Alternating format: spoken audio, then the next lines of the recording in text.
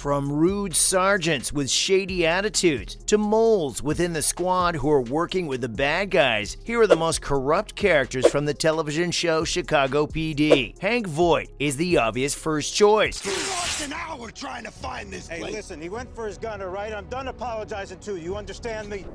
Tends to happen when people are looking at murder charges. Yeah. Well, for whatever it's worth, I wasn't gonna go after anyone else on that list. You know him, and I'm sure you hate him as much as I do. In the well-known police procedural, the rude sergeant doesn't mind letting his shady attitude toward the law seep into his rules and procedures. He gets information from suspects by bribing them, doing things for shady criminals, and torturing them. Yikes! He makes things worse by breaking the rules and covering up his crimes. He also sets an example for the rest of the police department and encourages others to follow in his corrupt footsteps, such as Detectives Olinsky and Lindsay. He was the one who planned and killed Browning, Olinsky's ex-partner. More proof that he is to be blamed for the widespread corruption in his department. It stems from his actions, which caused Olinsky to do wrong in the first place. Speaking of, Alvin Olinsky wasn't a good guy either. Right there.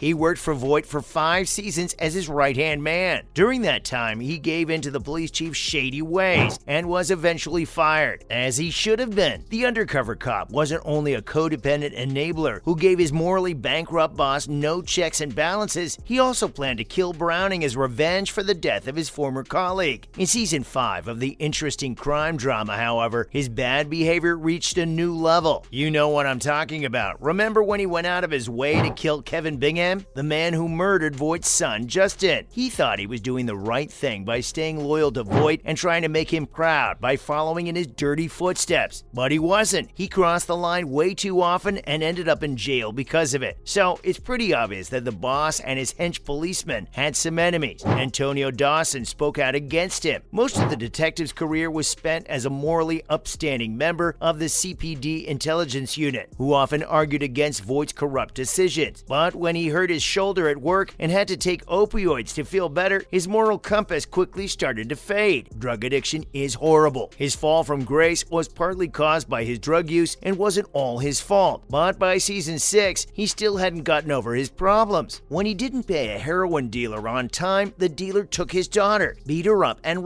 her. He even killed her attacker while high on drugs and then asked Voight and Ruzek to help him cover up the crime. Oh, how the mighty have fallen. I think the biggest problem with the CPD was unethical officers like this next one. Of course, I'm talking about Brian Kelton. Well, we're feeling pretty good about where we are, Hank. We're way ahead of all of our opponents, of course. In season 6 of Chicago PD, there was a character who was a very unethical police officer, superintendent, and mayoral candidate. Everyone hated him. He showed that corruption is common at the highest levels of government. He was mayor of a district where a serial killer and killed several women. He tried to stop CPD investigations into the crimes so that he could stay in office. While running for office on a pro-police platform, he repeatedly broke the law and didn't stand up for his constituents. He was less worried about keeping a serial killer off the streets and more worried about staying in office. He did this by giving the false impression that crime rates in Chicago were low enough to win him another term as mayor. Isn't that super despicable? Maybe not as despicable as this next character, Catherine Brennan. Please put it down.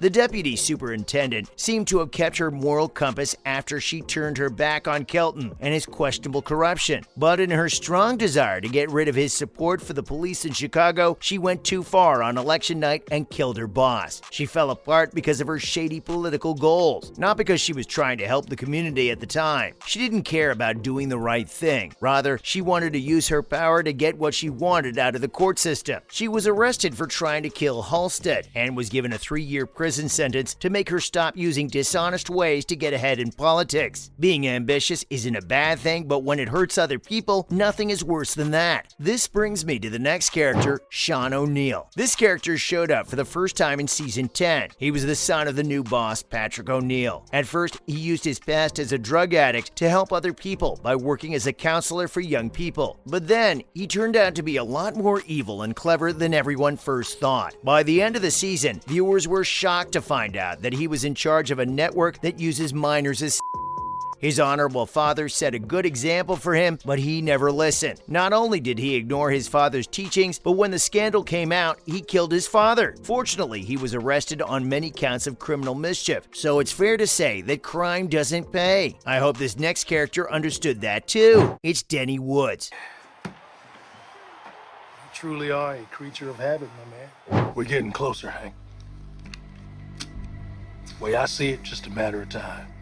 Voight's former partner in the police force, the late lieutenant, taught him how to hide crimes and get away with them. He did a lot to hurt Hank's career out of spite after a mysterious murder case was reopened and revealed his involvement. Once he was given the job of reviewing the CPD intelligence unit's procedures as an independent auditor, he used this position to further his corrupt goals. He regularly abused his power to threaten and harass Voight in an attempt to expose his criminal history and get him kicked off the force. But since he was sneaky and didn't do his job, the sergeant was forced to confess to murder. Woods was then sent to prison for trying to bribe a witness to say that the guy was guilty. Sounds messy, right? Things are a lot messier with Gregory Yates. You know him as the main bad guy in the great crossover episodes of Chicago PD and Law & Order SVU. Of course, he was going to be on the list. After committing many crimes in New York, he moved to Chicago and pretended to be a doctor while continuing to stalk, abuse, and kill other women. His crazy behavior in Chicago led to the death of Nadia Dakotas, who worked for the CPD as an administrative assistant. He used his power to commit horrible crimes against innocent women in the past. Plus, he got even worse after he went to prison for his crimes. He followed Aaron for a whole year while he was in jail. Speaking of bad guys, here's the most corrupt character on the show. Of course, I'm talking about Darius Walker.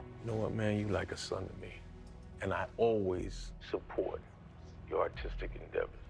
Since he was a drug kingpin, it's no surprise that he had enemies on both sides of the law because he was pretty shady. After Voight put him in jail, he became a CI for the CPD. But he planned and oversaw the murders of corrupt police officer Mike Packer and his thugs. Because he didn't have any allegiances, his attempt to protect himself went wrong. He turned on the CPD, who had been protecting him in exchange for information. Then his Southside crew had him tied to a pool table and beat him to death for snitching. He acted like he was helping the black community when, in reality, he was betraying it at every turn, which is why he's the worst character in the entire series. That's all I have on the most corrupt characters in Chicago PD.